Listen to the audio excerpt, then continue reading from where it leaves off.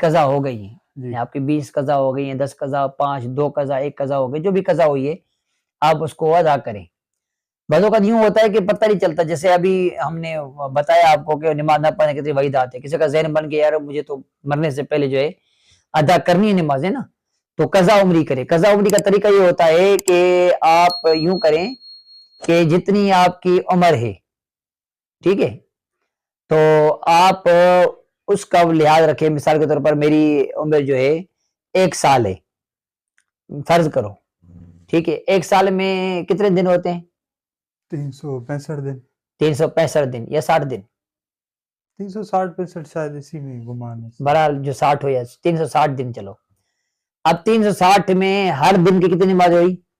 ہر دن کی 5 5 نمازیں ہوئی، تو ہر دن کی 5 نمازیں، تو 100 دن کی کتنی نمازیں ہوئی؟